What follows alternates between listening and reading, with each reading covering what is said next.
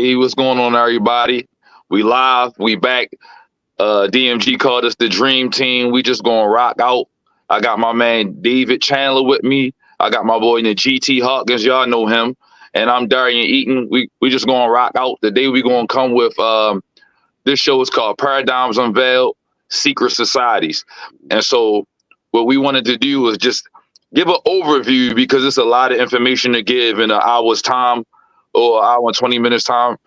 It's hard to really get into this topic without giving an overview and breaking some things down. Um, this is a topic that's important because a lot of people don't really pay attention. Everybody say they woke, but a lot of times they still sleep. But I wanted to throw the floor to David because he himself has had some experience in this particular area. So, David, can you tell us a little bit more about that? Yeah, sure. I was in, I can remember distinctly when I was in high school, and I was in the Knights of Pythagoras, because my uncle was in Freemason, and high up actually. And I was in high school, I was struggling and trying to find some meaning in life. And so I ended up getting in, well, my mom encouraged me to go get into the order, and I didn't know what that was. So my uncle, by marriage, got me involved in the Knights of Pythagoras 232, which was a branch of the Prince Hall Freemasons, and it was on Broad Street, down Broad in Hunting Park. And I remember being taken down there at 9 o'clock at night, and it was an interesting experience for me because I had never been exposed to anything like that before. So we go into the chamber, and they have the checkered floors, and it was almost like you're entering into a courtroom. And it was people of various ages, various stages of education. Some were in high school, some were in middle school, some were in elementary school even. And this one fella was reading from a pamphlet that we all were required to read from. And he was called the Grand Master Knight. Mm. And all of us, we were blindfolded. When we walked into the chamber room, we were blindfolded for hours. Dang. And, well, not hours, I'd say about maybe 2 hours. And, they were playing tricks behind my head, plucking me. One guy kicked me. The other, well, he didn't kick me hard, but he kicked me. And, a couple of guys were whispering in my ear. And another guy had kind of bumped me a little bit. And, Oh, yeah. yeah. So I didn't know what was going on. So after about a couple of hours. So you're describing a ritual, it sounds like. Sounded like it. Okay. Continue. So the guy ended up finished because he was in middle school. He was an eighth grader. And so he finished reading the pamphlet. And so another guy ended up removing the blindfolds from us. And I couldn't see anything for at least 15 minutes. That's how long the blindfolds were on. And I saw the checkered floors. And when we left, my uncle told me we stopped at McDonald's right across the street from the Prince Hall building. And it was midnight. And of course, I had to be to school the next day. So he took me to McDonald's, and he told me, he said, "You can't tell anybody what you saw, not even your mom, not even family." And I'm like, okay, so what in the world did I get myself into? So that's the crux of the secret societies. That's interesting. They tell us not to say anything to the uninitiated. And that's what the blindfolds were all about. The blindfolds were all about you being in darkness. And when you remove the blindfolds, then now you've been enlightened. You've been, you're a part of the initiate now. And so I didn't know what was going on until one guy, and I'll end it with this. One guy, I was on the trolley, the 11 trolley one day. I was on my way to a Bible study, and I ran into him. And the trolleys had been diverted to 52nd Street. And we were all standing outside waiting for the other trolley to take us to where we were going. So he says, "Well, do you realize what we're involved in?" because we were in small talk, and then he brought it up. He said, "Do you realize what we were involved in?" And I'm like, "No." And then we went into it. He said that, yeah, man, we were into some really demonic stuff. And he went on to say that, and I kind of thought about it, and that's when I started reading more on Freemasonry and their rituals. And people just don't realize that the lower you are in the order, the less you know. They're not going to tell you anything. But once you get, you get promoted, I guess, I don't know if that's the word used in this context, but when you uh, start moving up in the order, then that's when more and more things are revealed. And that's why they're called secret societies. And when people, pastors, deacons, and all of that, and I realized this when we were all in church, and they were deacons, pastors, trustees, were all in the Masons, all of them, high up, 33rd degree, 32nd degree. And it blew me away. It blew me away. So I'm just going to end it with this.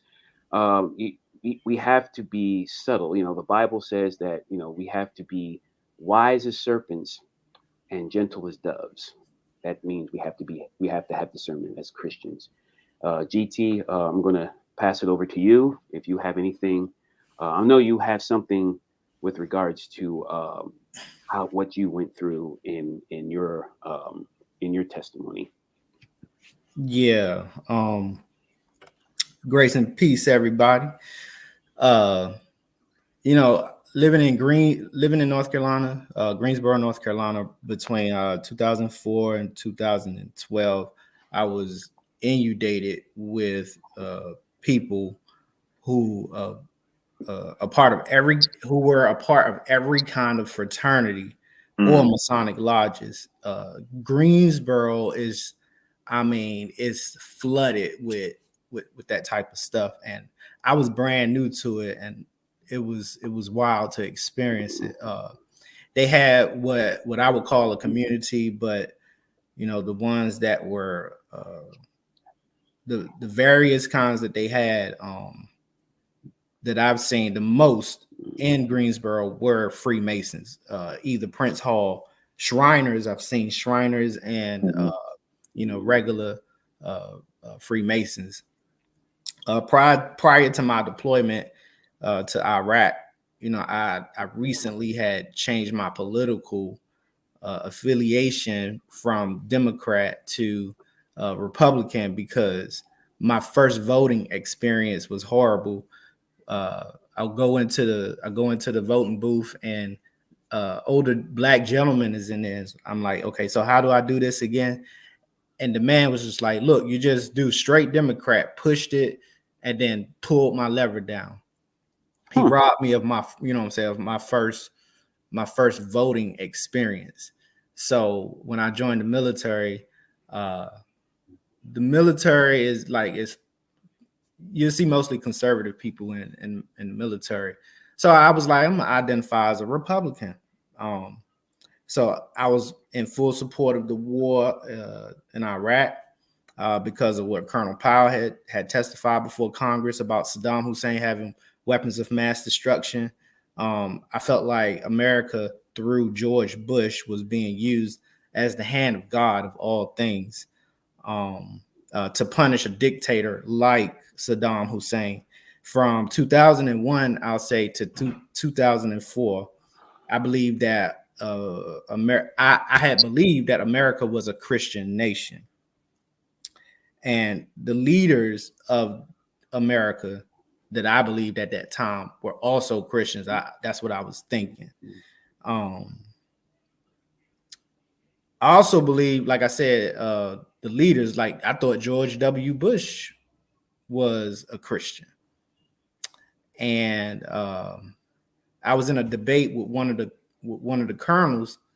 We always had little, debates during lunch. They always come and pick with me or whatever. And I'm sitting up here, we going back and forth about Republicans and Democrats, and I'm telling them all of what I went through. And I was like, oh no, I said Republicans support Christianity, da da da da. And they was like, man, you crazy. George Bush is a Freemason. He a full-blown Freemason. I was like, what's a Freemason? And I didn't know at the time, but when I went and did my research, come to find out, he He's part of an organization, Skulls and Bones, that's associated with Freemasons. So from 2001 2003, I had no ideas about anything about Freemasons or secret societies, and like I said, I was introduced to the idea of the suspicious dealings with the United States political machine. Um, I was introduced to that by Michael Savage, and in Mhm. his book, you heard of Michael Savage? The name is familiar for sure. Well, he's a commentator or whatever, but he's banned. He's banned in Britain, but he wrote a book called The Savage Nation. And while I was over there, when I was over there in Iraq, I was reading this book and I started realizing that this word that kept popping up, the military industrial complex.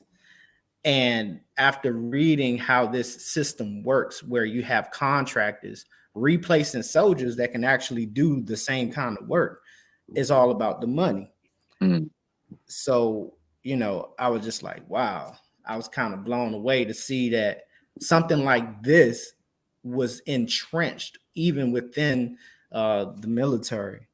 Um, and I think for me, it made me wonder after that, how far does this rabbit hole go? You know, Mhm. and I did my research and come to find out what that colonel was saying was absolutely right. I just didn't know how sinister and demonic it was until I actually did the research. So I yield back. Okay. So yeah, man. From both of y'all testimonies, David having the opportunity to be a part, in the earlier stages of your life, into something of this nature, and then it's just interesting in the head, GT, just from the standpoint of seeing them out in Greensboro, you said, and then earlier in your life as a person that had joined the military, and just finding out different things about, the nuances of Freemasonry is steep. It's steep. It's a deep, a deep rabbit hole, and a lot of people not really familiar with the.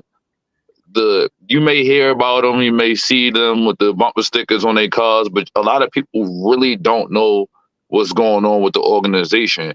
And Dave, would you say, in your opinion, that Freemasonry is not just the organization, fraternal order? Would you consider it a religion?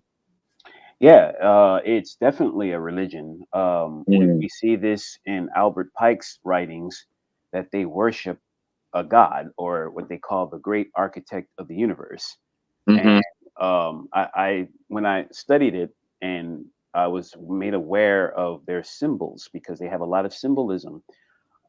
With There's two, actually. There's the square and compass, and then you have in the Eastern Star, which is the female version of the Freemasonry, or the Freemasons, I should say. You have what is called the pentagram. Now, this is pretty interesting, because the pentagram, when it's when it's inverted, and you have the 2 points pointing up, then that's representative of of Satanism, or the goat of Mendez, or the Mm-hmm. great horn hunter of the night.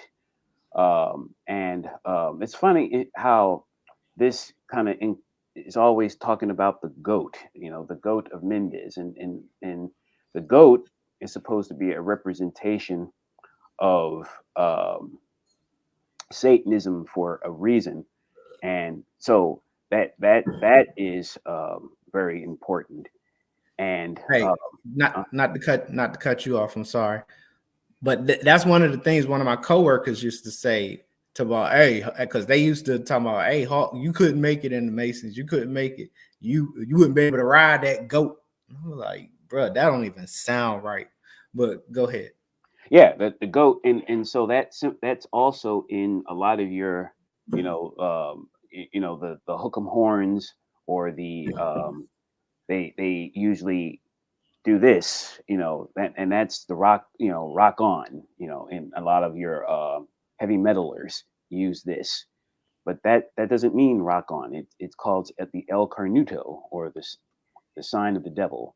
You know, when the hands are when the thumb is placed inward, and that's in salute of the devil. But when the hand is out, then that means I love you, Satan. And so that's pretty interesting. I haven't seen any Freemasons use this sign in particular, but Wasn't that little girl at the Super Bowl with what's that little girl that be singing? I can't remember her name, but she was in the stands. Oh, you talking about at the latest Super Bowl? Yeah, she was with Ice Spice. There you go. Yeah. Yeah, I saw that. I seen that, and she even had the inverted. A lot of celebrities seem to be in some form of it too, right, Dave? Yeah, a lot of them are. Billie English. Billie Eilish. I know who you mean. Billie Eilish. Yeah. Billie Eilish. My bad. Her and Beyonce, Jay-Z. That's how they communicate with each other, right? Oh yeah, they tell. I think that was the purpose of the whole symbolism. Was like, as you stated earlier, the uninitiated is not supposed to know all these things, but you know they have ways to communicate with each other with those symbols, right? Well, they have ways of communicating with us by not saying anything at all. You know, they show you, and to the people are not going to know what they're talking about anyway, so they can do these things, you know, without you know any type of fallback. But you know, to us as Christians, we're supposed to be, like I said in the beginning, we're supposed to have discernment, and we know who's God that they're serving. You know, Jay-Z had a T-shirt, and this was in a video. Jay-Z had a T-shirt with Crowley's phrase, "Do what thou wilt." And by the way, the phrase is not akin to Crowley. You know, it's not written to Crowley. It's written to a guy by the name of Francois Abelais, and he started the Hellfire Club around the 1700s. And hey, Benjamin Franklin was a part of that too, right? Yeah, and I think Erasmus Darwin was also a part of that too. Yeah, your evolution boy.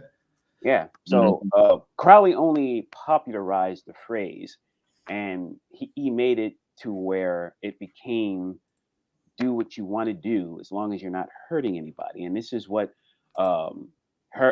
Jay-Z, Beyonce, Marina Abramovich, who's into spirit cooking. That's another one of Crowley's. Oh yeah, I've seen her with Jay-Z a couple of times. They actually did like some weird ritual where they was in each other's face, and then I did some research on her. She's definitely a witch. There's a lot. She's very strange woman. Yeah, she's actually a witch. And Lady Gaga follows after her as well. She looks up to her. So where we at now? So yeah, that's where we are. But the square and compass is pretty much about the whole great architect of the universe. He's the great architect, and it's not the God of the Bible. And I had to research that. I'm like, well, wait a minute.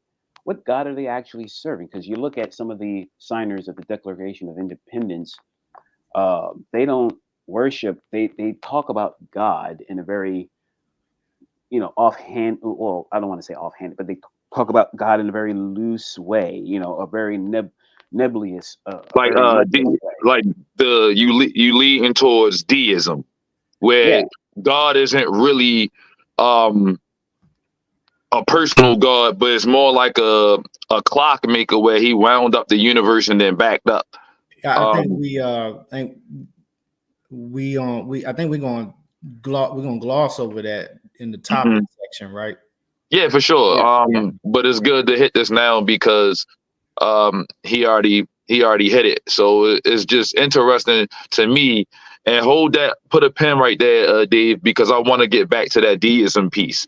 So one of the things that I thought before we led into deep into talking about Freemasonry, I wanted to take a step backwards in history and go over the Jesuits, simply because one of the things that a lot of people didn't realize is that the Jesuits was also known as the Society of Jesus. And so they came out under the founding of Saint Ignatius Loyola, or Ignatius Loyola. I wouldn't say he was a saint, but this was in 1540. You know, that was just before the Council of Trent. And initially, it was established as a Catholic religious order. Their primary purpose was to defend and propagate Catholicism, particularly in response to the Protestant Reformation. And so, through that counter Reformation movement across, Catholic Europe, because at the time, the Catholic Church was basically running the game. And so, once we get into that, they involved themselves into engaging in missionary endeavors and establishing educational initiatives in the beginning. However, as time progressed, the Jesuits developed secretive practices and structured hierarchies and emphasized obedience and control within that organization. Their spiritual exercises were categorized as a form of meditation. Then they worked on visualization techniques and a strict adherence to the authority figures like the higher commands. Like the Pope. Yeah. And so to say on this, Ignatius Loyola used to be like in the army, but he got rocked with a cannon and he was hurt. And while he was hurt up, he ended up having his epiphany. We'll use that term. But as we talked about in the last episode, when we spoke on religious beliefs, they always have that spiritual moment where a spirit, apparently a dragon of light or something along those lines, came to him while he was practicing asceticism, when he's beating himself and meditating on things like that, because he saw himself as like a general.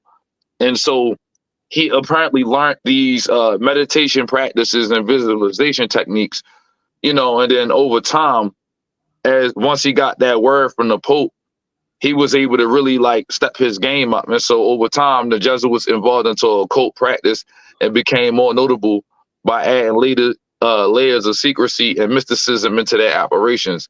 So I wanted to point out that connection to occultism, which not only is, I won't say it's the very beginning, but in terms of the trajectory where we're going, it's important to think about the Jesuit order and the Templars, whom I won't get into, but just for your notes, the Templar Knights, the Jesuit order, are Catholic mystics who operate in occult practices, and you can't necessarily call them Christian, because when you look at what the Bible says and then look at the things that they practice and the things that they did and their level of influence in terms of secret societies, it's completely different than what the Bible says. Did you want to add something to it? Me, no. Okay. I think I found, let me see. Let me remove this real quick. I did have a question. Anti-Reformation. So listening to, my brothers, my Christian brothers, I hear a lot of them talk about the Reformation movement. Mm-hmm. And to hear that the Catholic Church aimed at countering the Reformation. For sure. Could y'all kind of go into that a little bit, because I think that's kind of telling, because we have a religious organization representing itself as representatives for God, and yet this Reformation that that I hear about was actually well, go ahead, just explain it to me, because this is not my strong area here. Go for it, Dave. Well, the Reformation, and a lot of Christians don't really understand what the Reformation really was about. Martin Luther had a problem with what the Catholic Church was doing, the Pope more namely, and he was selling indulgences. And so Martin Luther contended against the Catholic Church openly, and wrote a 95-page thesis and plastered it on the door of the Catholic Church in Germany. Wittenberg, I think it's called. Yeah, Wittenberg. Yeah. And he said, "The just shall live by faith." We're not saved by faith. We're not saved by works. We're saved by grace through faith in Christ. And so that caused the Reformation in 1517. So now, October 30th to be exact. And so now I hear a lot of Christians say that, well, all of these religious bodies separated from Rome. But we got to keep in mind that a lot of these guys kept their practices, they kept all of the baggage from Rome with them. Lutheranism is one thing. You look at Presbyterianism, at the Anglican Church, which is now known as the Episcopalians, founded by Henry VIII. And now they're really liberal. A lot of your Presbyterian churches are extremely liberal, except for the Presbyterian Synod, which I can't find too many of them, but they're out there. You have your Lutheran churches, they believe or they teach in the doctrine known as consubstantiation, which means that the body, that Jesus Christ is actually there at communion, which it's blasphemy. He's not there. He's sitting at the right hand of the Father. So we have a lot of issues, and I had a conversation with a guy. I'm not going to name his name on the show, but last night we were talking about we kind of got into church history, and I felt that just like a lot of Christians are just not necessarily all that. I don't want to say educated, but they're not all that in depth on the idea. But Catholicism started the Dark Ages because Catholicism was the universal religion. Well, not the universal religion, but it was the state religion. And it was established that way by the king. I think it was the queen, if I'm not mistaken, Darian. Queen Elizabeth. Or I think it might have been the king. Well, I didn't want to get too far into the Reformation versus the Catholic Church, but I just based off of what you're explaining to me is that some of the things that the Catholic Church wasn't, some of the things that the Roman Catholic Church was doing wasn't biblical, and so Martin Luther, among other reformers, Tyndale, Reformation, Tyndale, John Huss, nailed some theses on the cathedral, and that. Okay, and for sure. So basically, it's and for the Catholic and for what the Catholic Church did was hire Jesuits to counter that movement. Correct. And I found a reference to what you were saying here, and this is called. Let's see, bring it back out. This is the title here. In the age ecumenism. David, you pretty good with this word. Ecumenism. Can you say that for me? Because I only got a high school diploma. There you go. Ecumenism. In the age of the Reformation, colloquially, but what we were stating. Oh, sorry. Colloquially, okay. So basically, here's a reference to what you was talking about concerning the Jesuits here. Says, yeah, for sure. They were literally to stamp out around the time of the Council of Trent. They were literally designed to stamp out the reform and draw everybody back towards Catholicism. And so as that was happening, they were using all types of techniques and subterfuge to not only thwart the reformers and what we would consider true Christianity, because they were teaching something different, and actual Christians did not want to participate in what they saw as heretical teachings. And so that was where my point was leading, was St. Ignatius Loyola was a part of the Jesuit order, and the Jesuit order was just a secret society that was designed, because they infiltrated different organizations. There's a whole story. We could do a whole story and show solely on Saint Ignatius Loyola's wonder years, so to speak. But here's one of here's one of the things that I wanted to point out was going into that is one of the earlier forms of secret society that we can point out that is relatively close to, like, the 1500s is that whole Dark Ages period leading up into Freemasonry and things of that nature. So my goal wasn't to do an exhaustive list, but just to give you some context, some before, some after, so that we knew where we were going and where I was getting my information from. So thank you for adding that in there. I appreciate y'all. Moving into Freemasonry, I just wanted to give a breakdown, and I'm going to give the floor back to David. But Freemasonry's roots can be traced back to medieval stonemason guilds that emerged in England, Scotland, and France, renowned for their craftsmanship in constructing grand structures like castles and cathedrals. These skilled artisans formed a tight-knit brotherhood, developing secret symbols, handshakes, and signals to safeguard their trade knowledge within exclusive guilds or lodges. This era, known as operative masonry, focused on practical building skills and trade secrets, maintaining secrecy to ensure job security and control over their craft's expertise. So we're talking about during the 14th century, Freemasonry's association with Nimrod and the Tower of Babel, as documented in the old charges, began to imbue the craft with spiritual significance, attributing Nimrod as the progenitor of their craft and linking it to ancient architectural feats. These old charges, dating back centuries, outlined the moral and ethical codes for Masons, blending practical guidelines with symbolic interpretations and occult connections.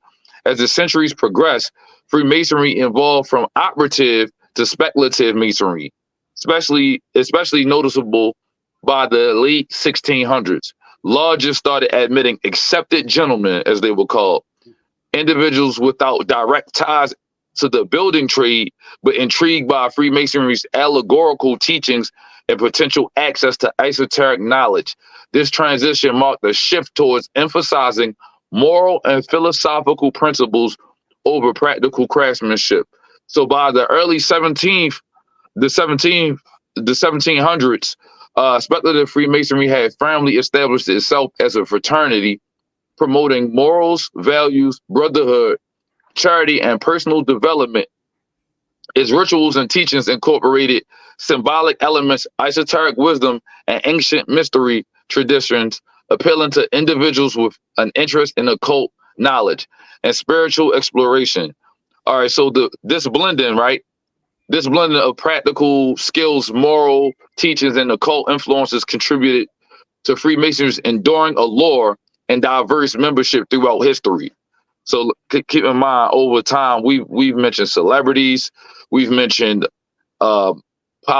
political figures, we've mentioned monarchies, we've mentioned just lay people who have the actual building trade. So moreover, this evolution occurred alongside the Enlightenment era, as Freemasonry stepped into the spiritual void created by a decline in traditional religious beliefs.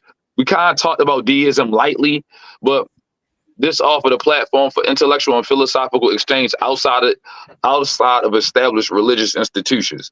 So what I'm basically saying is, there was a time where people hated the church simply because you had Catholicism, Templar Knights leading into Jesuits.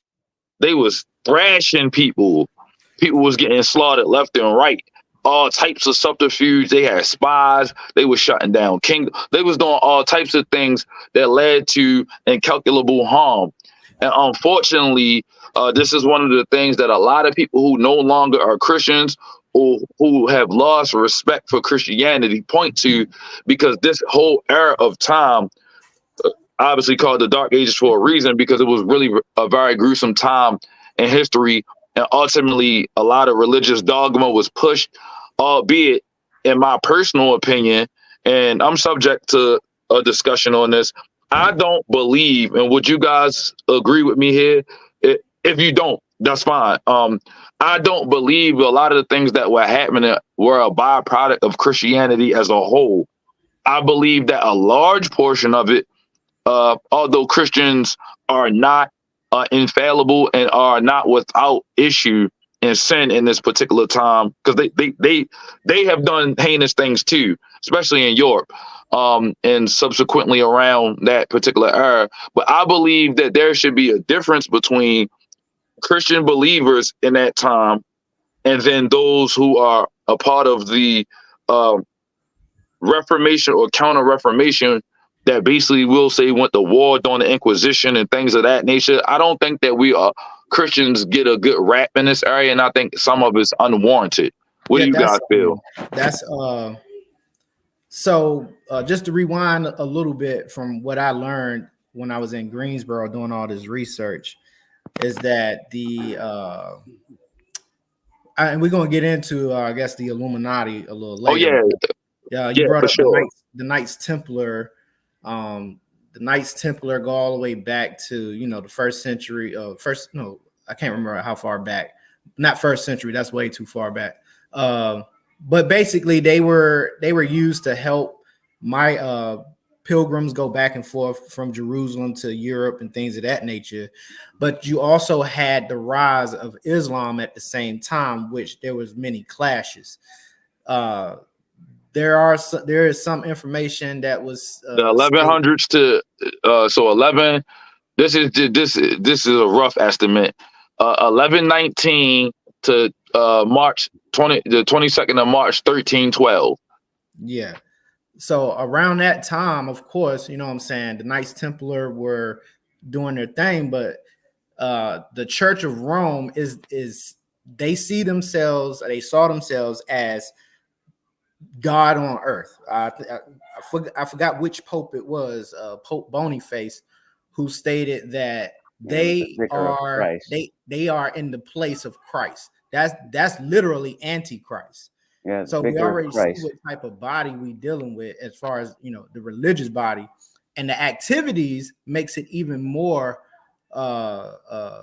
nefarious when you see this same religious body persecuting people who identify as Christians themselves, but and even within the Inquisition. But again, how can we identify this organization as a Christian organization when it's killing other Christians? It doesn't match. Correct. And so I wanted to point out a few more things. One more thing before you, because I don't want to leave this. I pulled it up, the old charges that you referenced, just in case anybody want to question where we getting our resources from and how Freemasons say they get their beginnings from Nimrod, as is listed here. This is page. I was just about to say that. Yeah. So I just went to this slide here, but if you used to read, the manner how it first began, it talks about Tubal Cain, talks about Jared, it talks about Noah, and then it goes into Ham, and then it goes into Nimrod, and basically associating the Tower of Babel with Nimrod, and states pretty much that Nimrod was like the first Mason. Yeah, like the first Mason. But it's right here on this document. The old charges, ancient Masonic text, and the old charges, page 24. And I got an arrow pointing to where they mention Nimrod. Right. I think that's interesting because when we were on the last show, we were talking about how a lot of scientists they push like evolution and stuff like that, and we've had some conversations with people who don't feel like evolution is compatible with the Bible and so on and so forth. But I think that it's interesting that a lot of Masons actually accept Nimrod as their central head, whether that's from a philosophical standpoint or they genuinely believe he existed. I can't really say because I'm not a Mason, so I genuinely don't know. But from some of the ancient writings, I did peep how they keep referencing scriptural context, and like Nimrod was a rebel, and even in the Bible. So for him to be your favorite person, was just funny to me. Let us rebel. Mm-hmm. Yeah, you want to rebel because he rebelled. Dave, did you have anything you wanted to say? Yeah, I thought it was pretty interesting that you brought up Nimrod, because Genesis chapter 10, 9 and 10 talks about this very thing, and it leads up to chapter 11. It calls Nimrod a mighty hunter before the Lord. Now that's significant because you look at Nimrod as this man, and he's very astute in stature, and this tower that all of these individuals, chapter 11, I believe that this tower that these people were building in the heaven, because you got to understand something. When you look at the occult, what is the purpose of the occult? To be God, to be like God, or to be the ultimate goal for them. Yeah, that's the ultimate goal, is to replace God and have man as in place of him.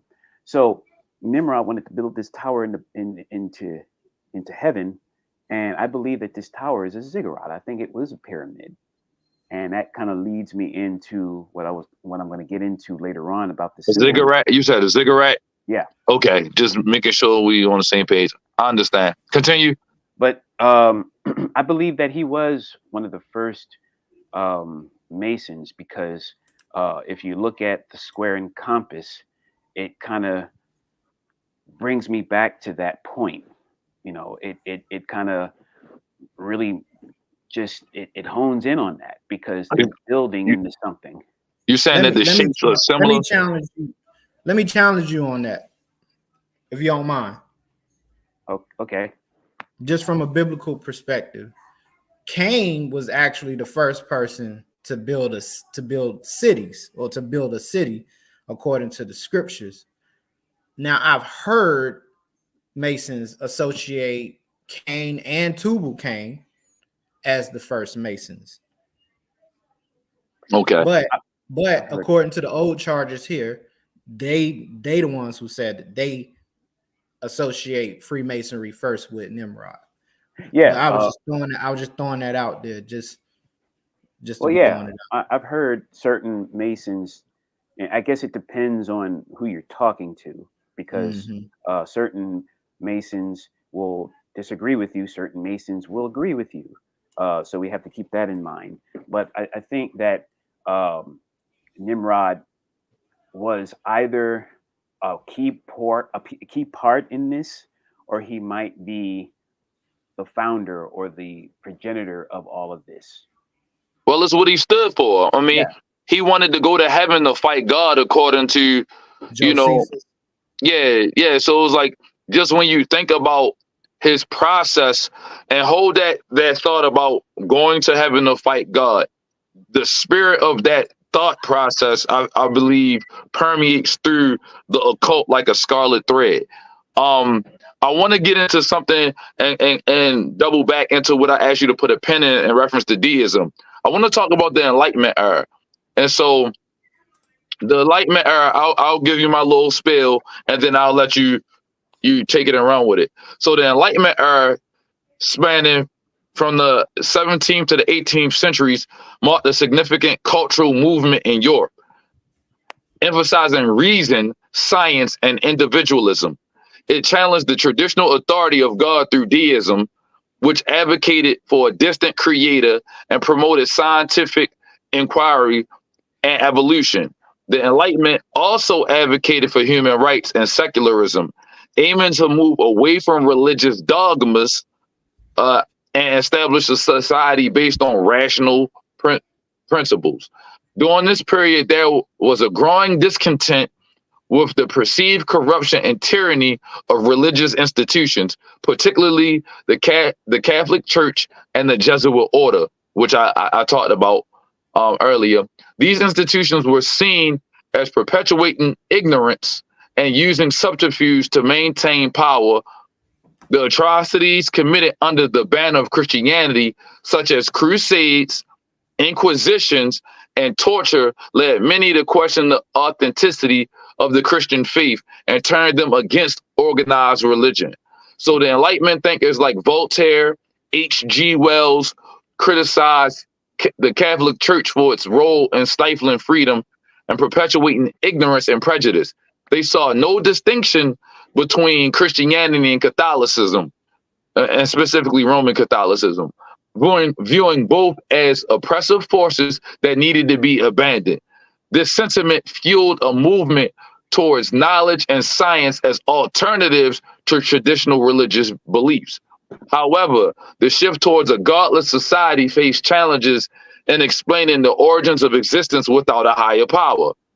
The idea of evolution, although not widely accepted until Charles Darwin's publication of The Origin of Species in 1859, hinted at a naturalistic explanation for the diversity of life.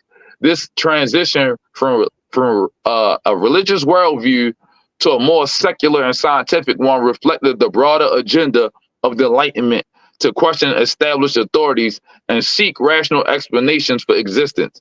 So some Enlightenment thinkers explored the occult subjects, philosophical topics, and seeking alternative spiritual views and perspectives outside of religious dogma. And so Go ahead, I want to give you the floor, Dave, because I know this is something that you wanted to say. But the three things I wanted to point out was the fact that they put Christianity and Roman Catholicism as one and the same. Whether it's rightfully deserved, that is probably a whole discussion and debate. Secondly, when you have I did not cover in totality everything about the Enlightenment era.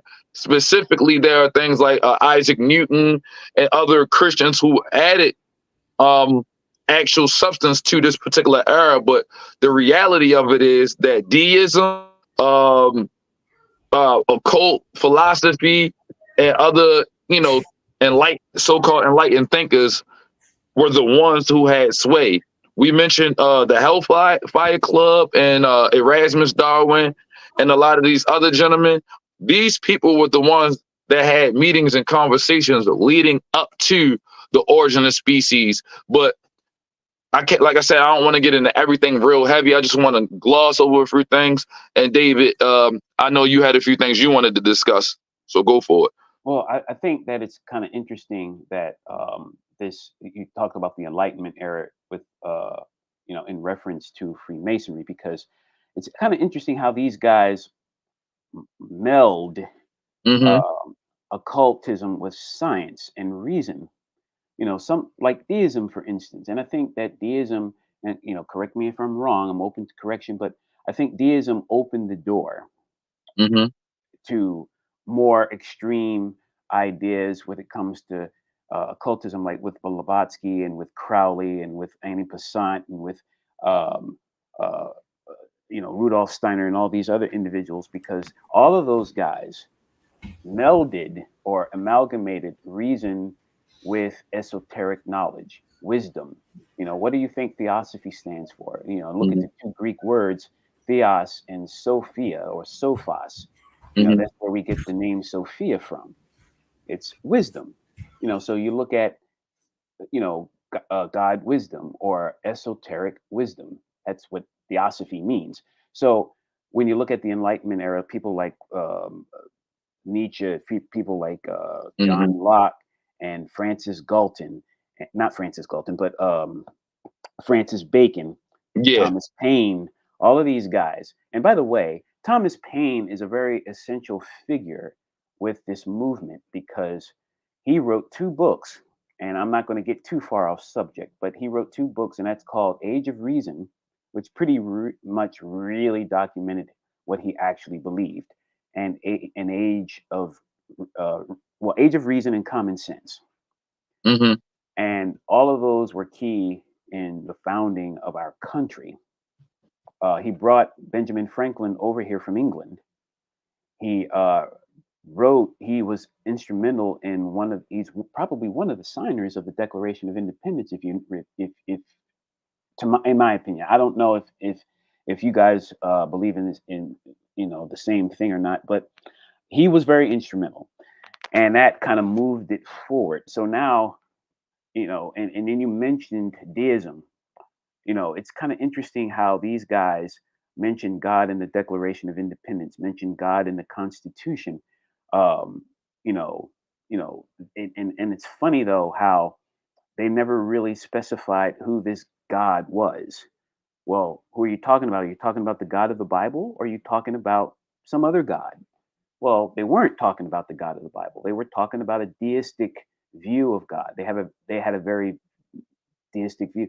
And of course, we explained what deism is. It's, I'm pretty sure you've seen some of the cartoon renderings of God, long white beard, and he's in the cosmos, and he winds up a clock, and he stands back and he watches everything happen. He doesn't involve himself in his own creation. And so who's he leaving it up to? Man. He's leaving it up to man.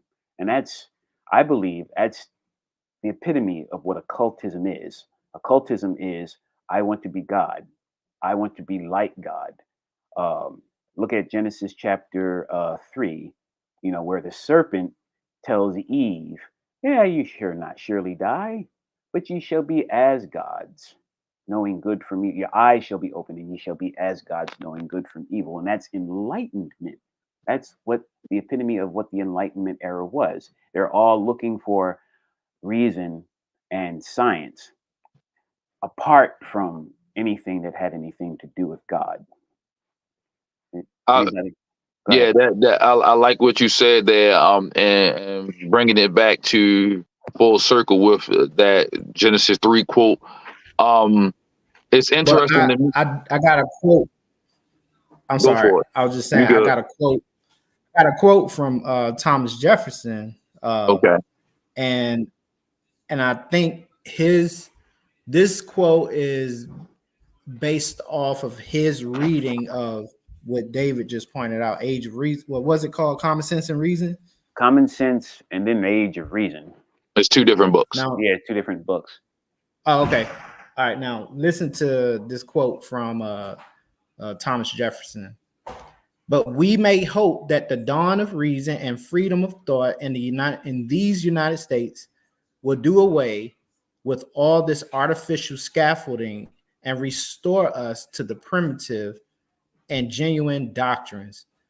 And he was talking about what's his name? Thomas Paine's Age of Reason. In other words, he's calling the Christian faith artificial scaffoldings. I must have left something out of there. But it's just to show again, like you said, the founding fathers themselves were like deists. At least a handful of them for sure. And I want to add to that because when you have a lot of these people who are in positions, the first founding fathers, right? A lot of these people in their societies and fraternities, they all seem to have the same checks and balances. They all Freemasons. They all deists. They all have an issue with the church or God in some sort of fashion. And so, like I said, rightfully so, because of the things that happen, the atrocities that happen. But they begin to be the people in positions of power. And typically when you have power, you are the one that can steer the boat, so to speak. I want to get into the Illuminati because this is something that we hear about it in pop culture all the time. And so the Illuminati what were you going to say? Just let me give a clear definition of what deism is before we move on. So deism is defined as belief in the existence of a supreme being, specifically a creator who does not intervene in the universe. So exactly what David had pointed out. So in turn, like I was saying, you know what I'm saying, in my opening statement, how I was thinking that this country is a Christian nation founded by Christian founders. Come to find out that is not the case. That's not the case. Right. All right. So with these people in control, I guess that'll take us into the next section about the Illuminati. Roger that. And so the Illuminati was founded by Adam Weishaupt in 1776 as a secret society within Freemasonry. So initially named the Order of Perfectibilists, aimed to promote Enlightenment ideals, secularism, and political reform while opposing religious influence and tyranny. This organization adopted rituals, symbols, and organizational structures from Freemasonry, incorporating occult symbolism and esoteric teachings. The Illuminati's objectives highlighted by Freemason professor John Robinson included ambitions for riches, power, and influence achieved through the abolition of Christianity and the overturning of all civil governments in Europe, underscoring the need for the Christian church to act as a moral and spiritual bulwark in society. Emerged later in the 18th century, particularly associated with Adam Weishaupt's efforts in Bavaria, Germany. The Illuminati sought global influence, advocated for the separation of church and state, and aimed to overthrow existing power structures. Shared principles between Freemasonry and Illuminati include their symbols. Well, secrecy first. Their symbols, their hierarchy, obedience to, and belief that the end justifies the means, and their desire for control and influence over society's ideologies and agendas. And so their impact on society encompasses the clandestine activities, influence on ideologies, perceptions, and misconceptions, as well as the legacy of Enlightenment ideals, such as the freedom of thought, again, secularism, and intellectual exploration. So in summary, Freemasonry and Illuminati basically joined at the hip. And so, and I'm basically saying they're interconnected by historical evolution. Like as they develop, they basically merge together. If you build your organization within another organization, they kind of came one and the same. Yeah, and like so if you see on the PowerPoint here, you got to that point there where Weishaupt definitely joined the Freemasons. I believe it was in 1777. And let me pull it up real quick. 1776. He created the Illuminati in 1776, but right here, initiated in the Masonic Order Lodge. That's a typo. It's supposed to be Theodore of Good Counsel in Munich, Germany, 1777. And so his idea was to infiltrate the Freemasons, to be a secret society within a secret society.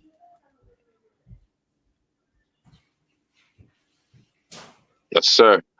And so basically I was just saying that the aim of the Freemasons and the Illuminati, as learned from their writings, keep in mind, I'm not making this information up. This isn't me just going on Wikipedia. I'll give quotations at the end. That way, I'm sure that, as you give out information and you hit certain, I guess, critical points, people want to know where you're getting your information from. But they actually have extensive writings. There's Mackey's Encyclopedia, which is Mackey is a Freemason himself who developed this information for the benefit of Freemasons, not for the secular person. I mean, not for the uninitiated. But this information is readily available, and if you want to do the research, you can definitely look at it yourself. Albert Pike, Morals and Dogma. That's called Morals and Dogma. There's a lot of other books. Name a few, Dave. Manly P. Hall. He wrote a few books, actually. Secret Destinies of America. Oh yeah. Okay. Yeah, I forgot about that. I didn't write that one down, but that is one. Manly P. Hall. And maybe I'll do maybe we'll get a chance to do a part 2 if it's necessary. But I just wanted to point this part out.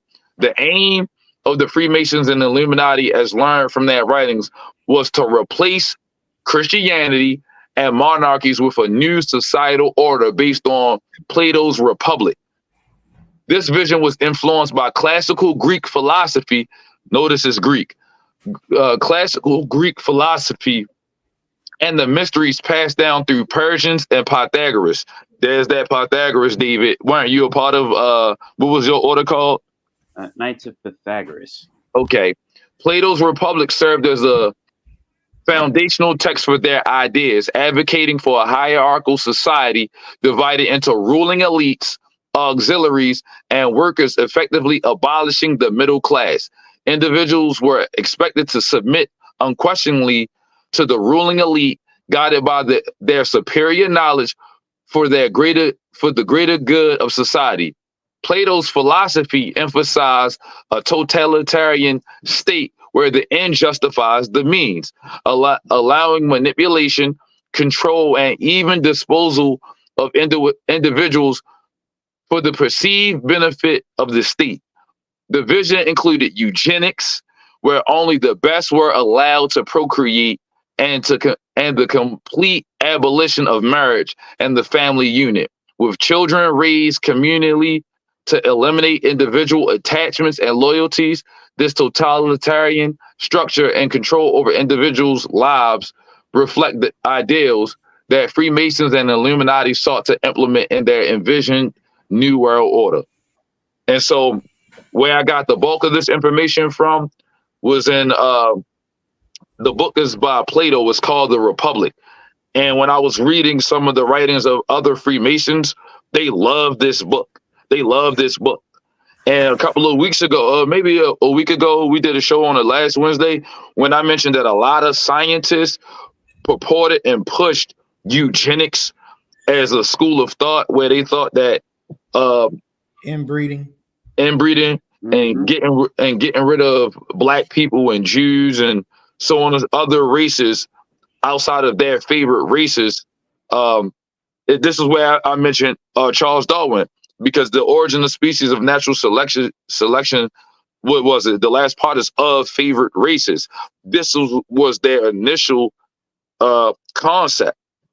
Like I said, evolution was not new at that time. It just didn't get the push that it got until Erasmus Darwin and Charles Darwin got the green light through their mediums as being Freemasons. And so, well, by the way, the name that you just pointed out, Darian, was blotted out by the liberals when it started getting into the public school system, the education system. It's just called Origin of Species. But before then, when racism was a thing, it actually showcased the entire title, because it wasn't, racism wasn't considered a pejorative as it is now, especially when it comes into education. When you get into the education portion of it, then that's when the liberals pushed it out and just said Origin of Species to make evolution seem to be scientific. And that was a part of the whole social engineering of American education. So that's considered scientism. It's not really fully science. It's not science. Right. And so a lot of people don't like to hear that type of stuff. But like I said, the origin, as far back as I could find, was The Republic by Plato, and I even was able to just like put together a brief summary of the major things and quotations that I was able to find. And they wanted a hierarchy and totalitarianism, which I said. So Plato believed in a hierarchical society divided into rulers, auxiliaries, and workers. So at the top was like philosopher kings. So you had to be like a occult master type of person that they were looking to become like the Superman, so to speak. That's my emphasis. That wasn't written there.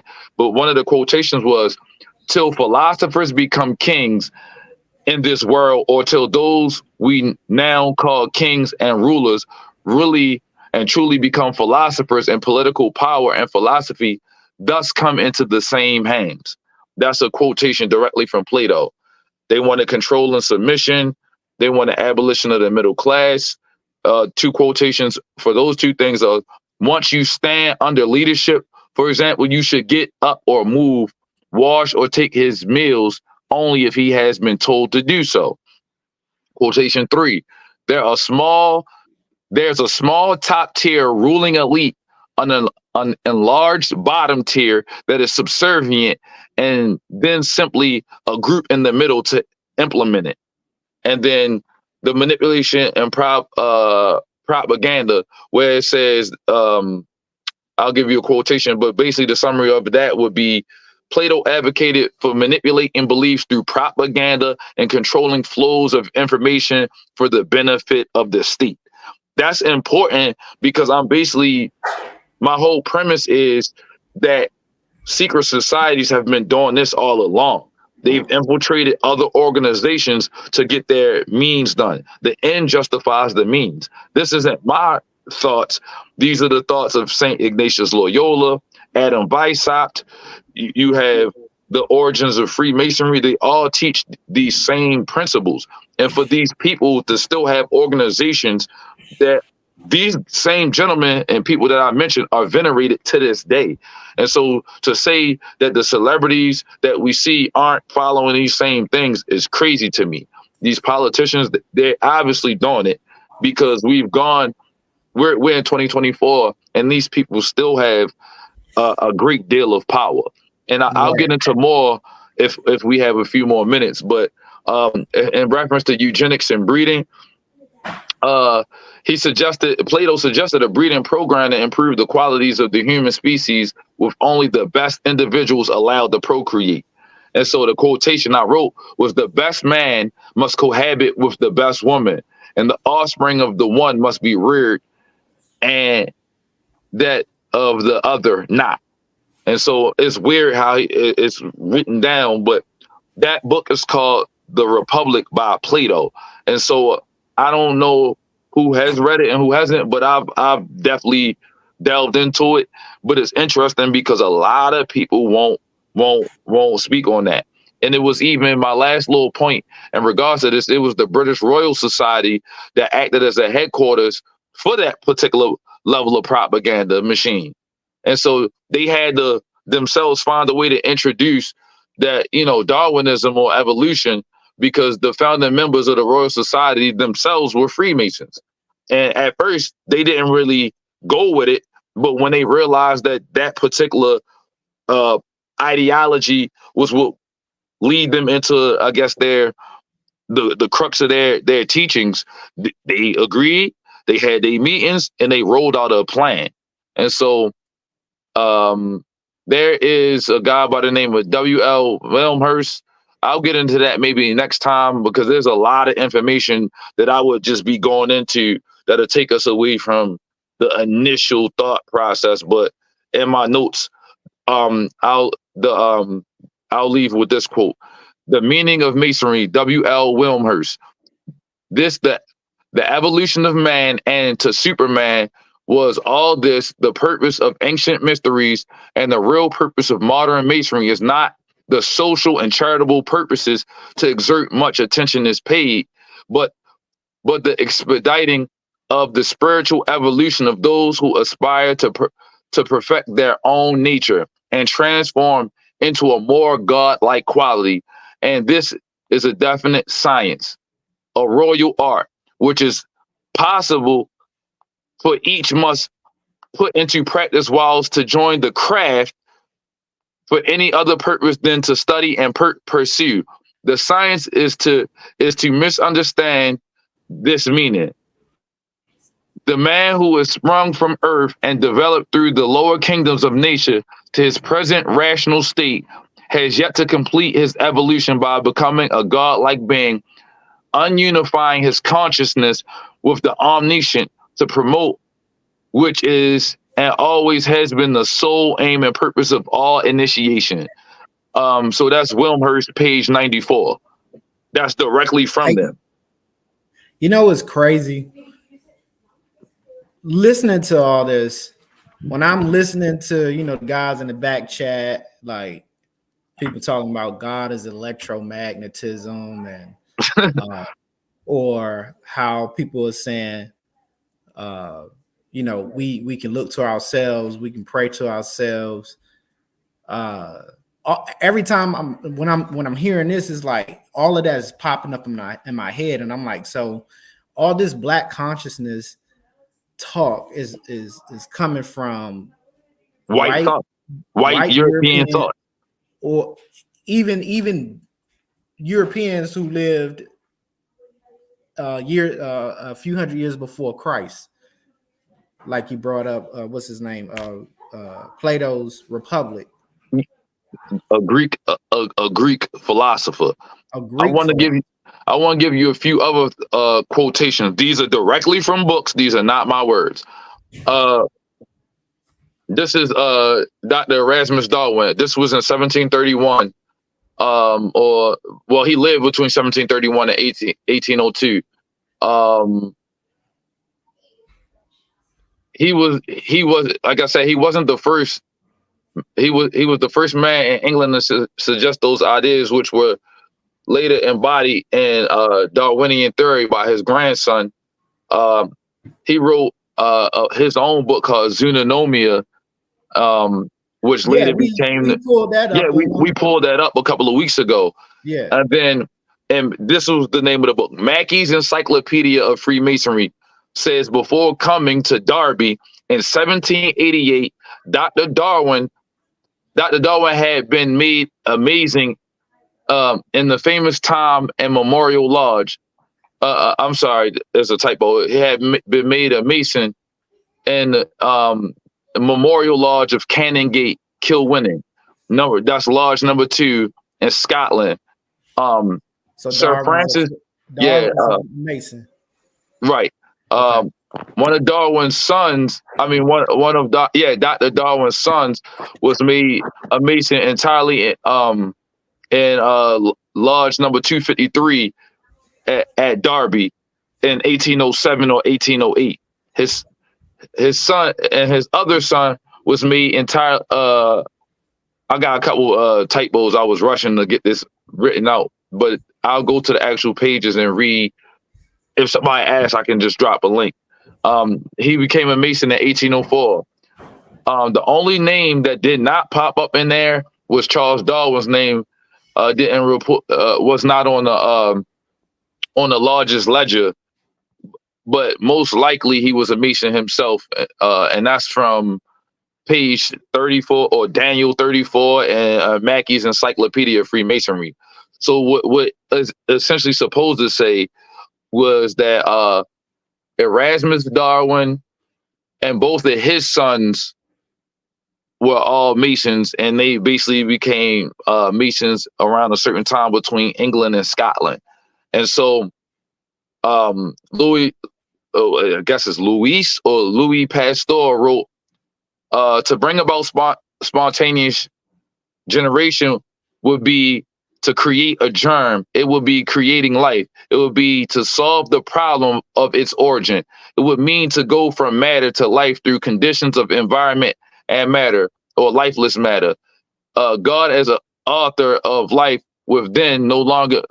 God as the author of life would no longer be needed. Matter with replacement. God would not need to be invoked only as the author of motions of the universe. And that's from Dubose, 395. These are all quotes from Masonic people who are looking for a way to finesse out of saying God is a creator. If they could find, their thoughts are, if they could just find a way to explain away God, then they would no longer have to worry about the God of the Bible or God in general. My last one, and I think I can close on these points, is Dr. George Wald, a Nobel Prize winning evolutionist in the field of biology and a professor emeritus of biology at Harvard University. And he says this is his exact quote: there are only two possibilities as to how life arose. One is spontaneous generation arising to evolution. The other is a supernatural creative act of God. There is no third possibility. Spontaneous generation, that life arose from non-living matter, was scientifically disproved 120 years ago by Louis Pasteur, which I just read his quote, and others. That leaves us with the only possible conclusion, that life arose as a creative act of God. Listen to what I say. He says this: I will not accept that philosophically because I do not want to believe in God. Therefore, I choose to believe in that which I know scientifically impossible. Dr. George Wald, a Nobel Prize winning evolutionist. So Louis Pasteur proved that that there was only two options, and that it was obvious that that you couldn't create life out of nothing. But Dr. George Wald did not want to accept that, and those were his own words. And it's funny because even Charles Darwin himself said, natural selection picks out the unerring skill, the best varieties. So that's he unconsciously is saying the same thing. There is an intelligent designer. You can't get, there is a God. So they just don't want to accept that. They just don't want to. They didn't want to accept that. There's many other quotes from these very, very same people. But like I said, I'll give my closing statements, and then you guys can have the floor. My entire purpose and premise was to provide a discussion and analyze, which I didn't really even scratch the surface. The ideas and beliefs, beliefs that attributed that secret societies like the Freemasons, the Illuminati. I didn't get into some other groups, but maybe in the next episode we can do that. They were literally designing.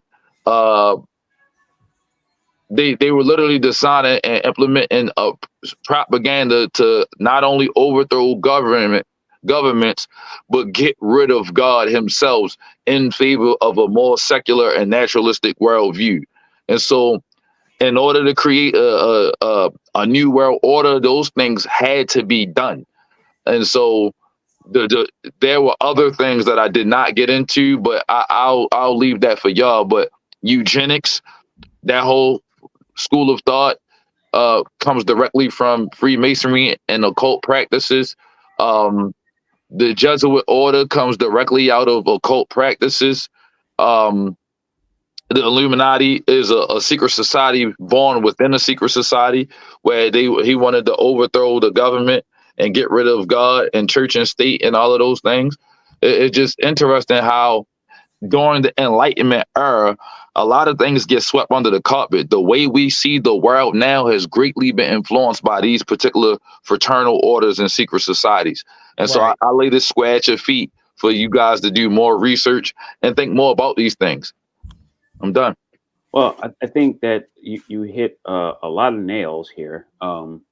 First of all, what we didn't get into, and I guess this is not, well, what I'll say this, that the Illuminati has always wanted to, of course, it was all about the rejection of the one true God of the Bible. And For sure. two, why is it that evolution was so popular, and why is it that evolution was pushed into mainstream education and science? Well, we didn't mention anything about depopulation, right? We didn't mention anything about depopulation.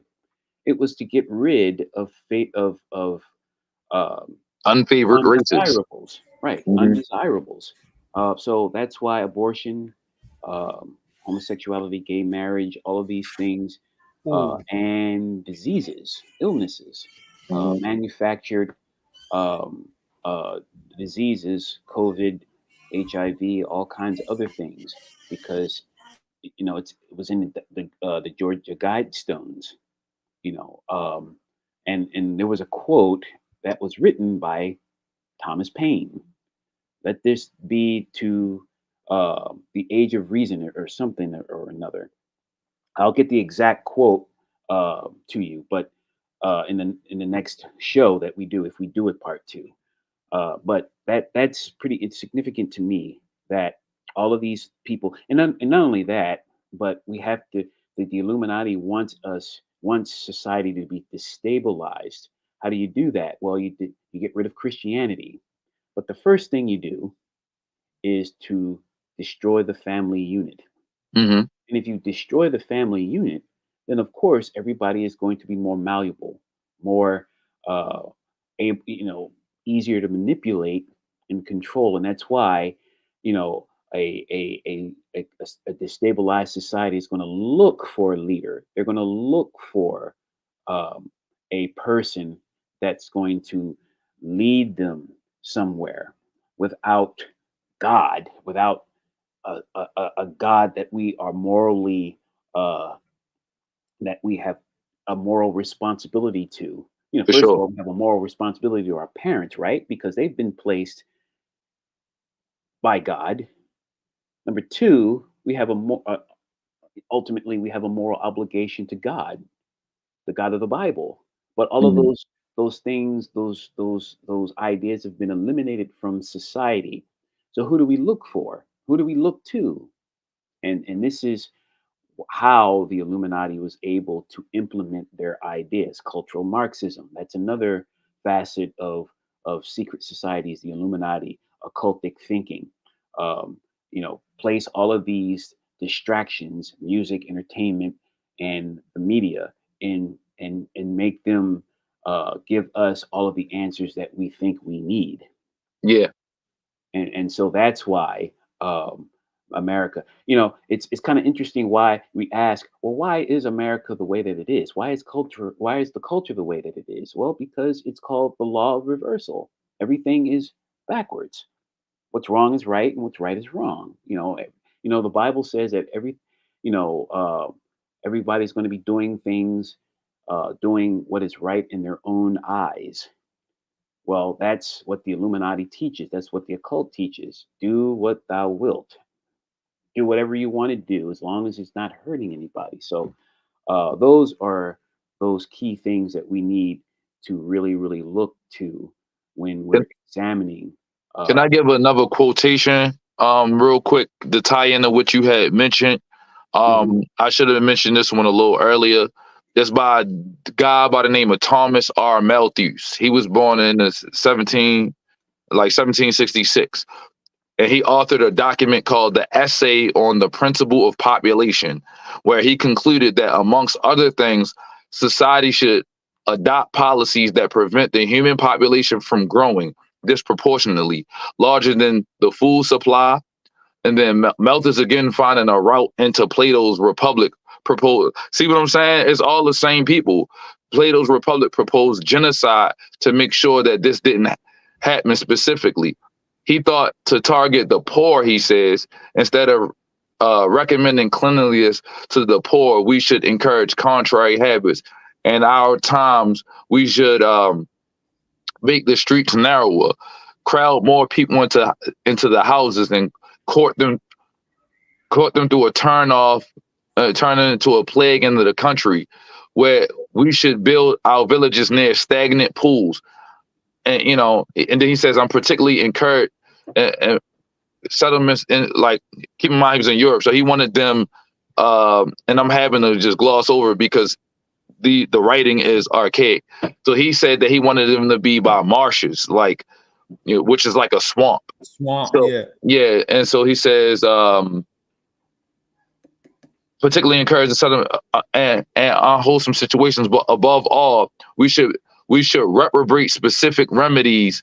Listen to the words he used. We should reprobate specific remedies for ravaging diseases and those benevolent, but much mistaken man, and who have thought they were doing a service to mankind by projecting schemes for the total extirpation uh, of particular disorders. And then his second, that was page 412. His second quotation out of the essay of principle of population was, we are bound in justice and honor formally to disclaim the right of the poor to support. To this end, I should propose a regulation be made declaring that no child born should ever be entitled to parish assistance. The illegitimate infant is, comparatively speaking, of little value to society, as others will immediately supply its place. All children beyond what would be required to keep up the population to this desired level must necessarily perish, unless room be made for them by the deaths of growing persons. That was page 411, and then 30 and 31. And so I just gave an overview of what he was discussing. He basically said, make the streets smaller, put them by stagnant water and marshes. Don't take care of the children simply because they don't really necessarily need to exist unless we're replacing somebody that's older. These are horrible thoughts. Like these things, and his entire premise is based on the Plato's Republic. So I think. Oh, go ahead. no, I was just gonna say just to have those things be said out in the open is crazy, and this is the type of stuff they did with discussing. But go ahead.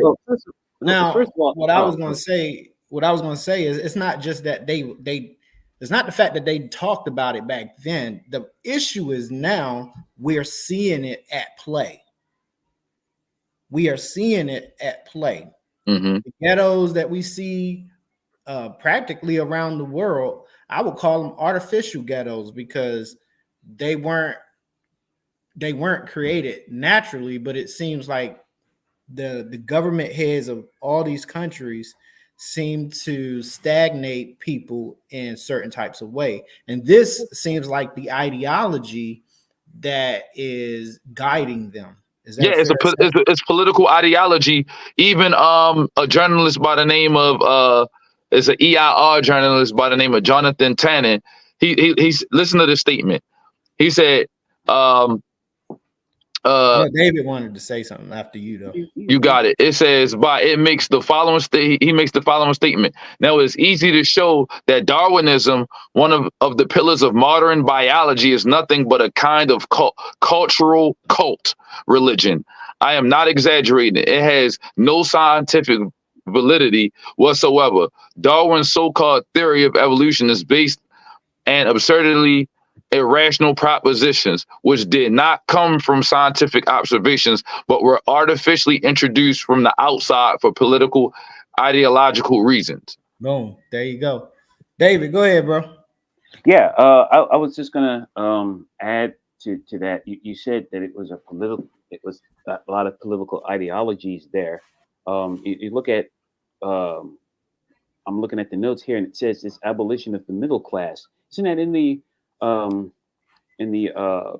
Karl Marx wrote this in the Communist Manifesto, which was published in 1848.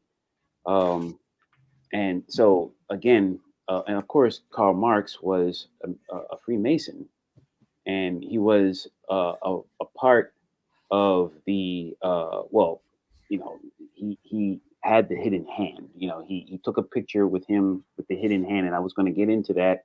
Well, I'll get into that in another if we do another show. But it says the Plato system did not have a middle class. I think you read that.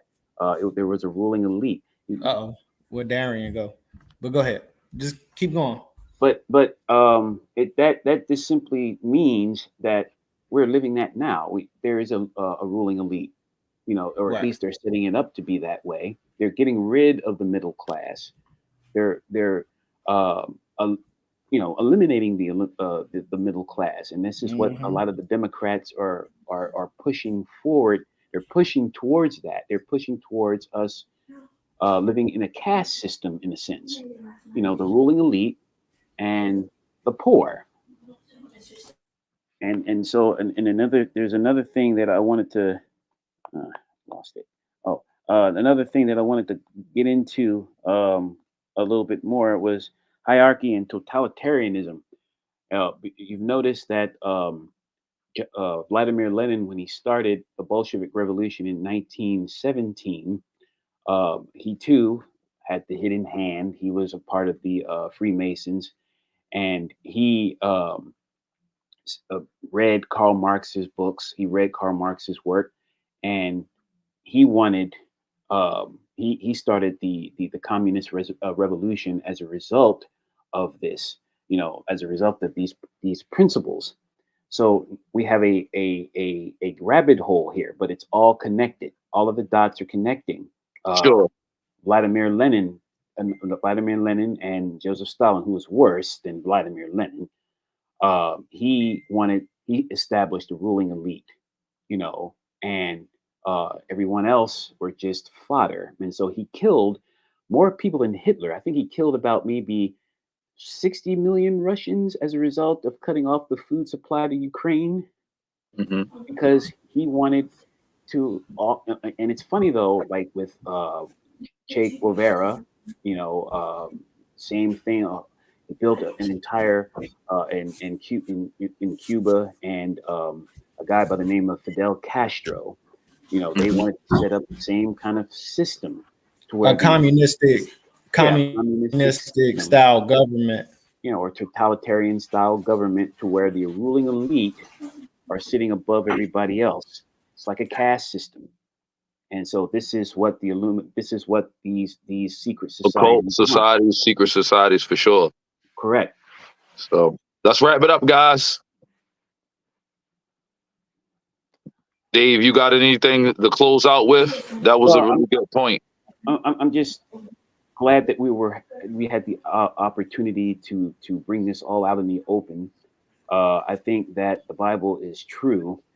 The Bible says, let God be true and every man a liar. So I think that it is up to us in the field of apologetics to defend or earnestly contend for faith, which is once for all delivered to the saints.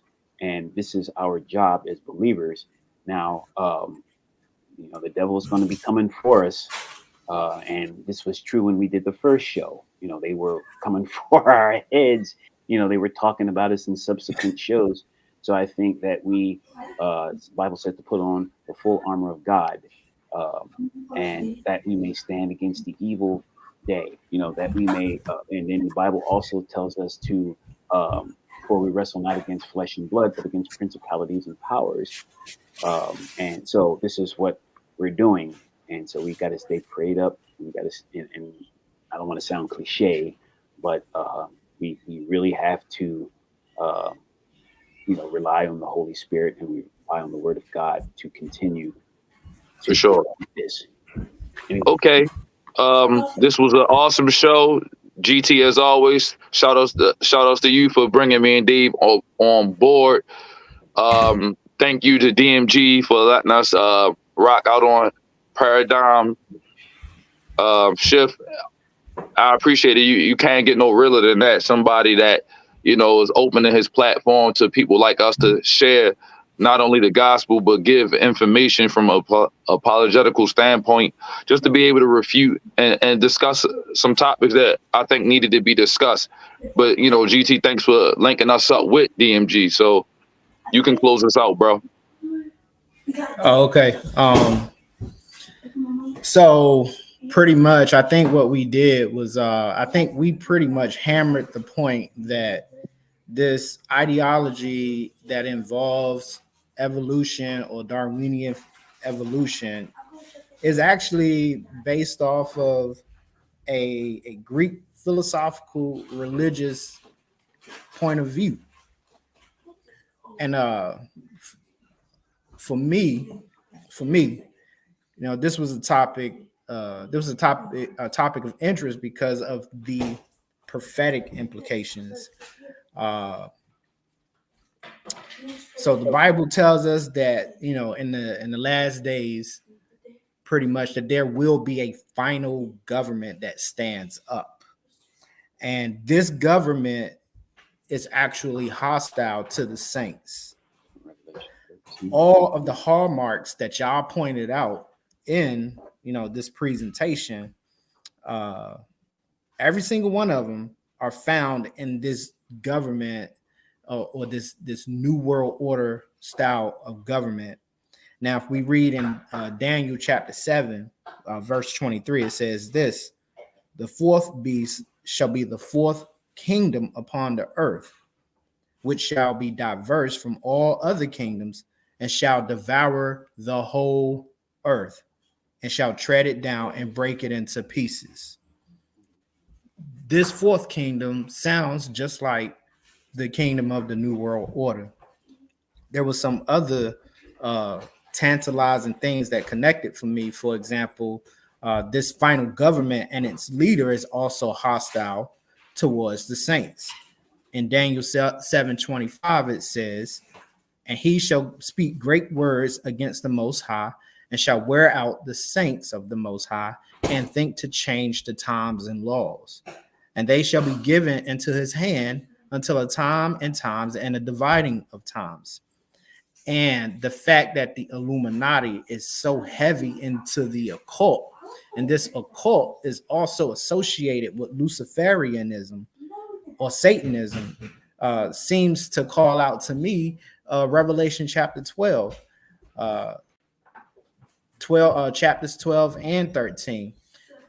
This is what it says in, I think this is 13. The dragon, that old serpent called Satan, this is not the scripture here. The dragon, which is called that old serpent in Revelation chapter 12, when he's thrown out of heaven, guess what he does? He goes out and persecute the remaining children of the woman, the saints, pretty much at that time. This government, this New World Order government, seems to be hostile towards the Christian faith. I'm sorry. So let me read here. This is Revelation chapter 13. Listen to what it says here. And I saw one of his heads as if it were wounded to death, and his deadly wound was healed. And all the world wondered after the beast. And they worshiped the dragon, which gave power unto the beast. And they worshiped the beast, saying, who is like unto the beast? Who is able to make war with him? This is Revelation chapter 13, verses 3 through 4. If you feel compelled, and I'm telling people now, if y'all feel, if this conversation wasn't even as serious as we could have made it, but the goal is to get everybody to think about the world that we live in. Look at what's going on around us. You know what I'm saying? Are these things by accident or are they planned? And I want to share something real quick. I'm gonna add it up here. I had a whole lot of notes that I was gonna go over from this book here. I got it here. Let's see. Let me see if I can read it real quick. Yeah, after that, wrap it up. We're going on in 2 hours. You hold your horses, sir. All right, right here it says, basically it's going, and I'm gonna wrap it up. There are traditional explanations of historical events. Events happen by accident. There do not seem to be any causes, but this explanation of history leaves gnawing questions in the minds of serious students. Is it possible that the government leaders and others planned these events and then orchestrated them to their desired conclusions? Is it possible that even the great catastrophes of history were part of this plan? There is an explanation of historical events that answers these questions in the affirmative. It is called the conspiratorial view of history, and it is the alternative to the accidental view. The view that is commonly held today is it is possible, therefore, to summarize the major events into two categories of thought: the accidental view of history, where history or events of history occur by accident for no apparent reason, and rulers can't do anything about it. And point number two, the second view, the conspiratorial view of history. Historical events occur by design for reasons that are not generally made or known to the people. And so with that being said, As Christians, we're not caught off guard by this because, as I just pointed out in the scriptures, guess what? We know what's coming. And Sure. so if anybody is compelled to give their lives to Jesus Christ right now, do so. Do so now, because when this government comes, you're either going to be with them or you're going to be with God. There's not going to be any in between. You're going to have to make a choice. Very hard choices. And I yield back. Hey, there you have it. Choose today whom you will serve, whether it's Jesus or whatever you decide to pick. Ultimately, if you're on the other side of the fence, all things line up as one thing, is either God or the devil. But most people don't want to accept those views. And I'm sure that we'll get some flack for this, but who cares at this point? I'm down to debate. We got a debate coming up soon with the I think they call it the Nagas. We supposed to put that together soon. Shout out to DMG again for letting us do this show, and we out. Peace. Peace out. Peace out.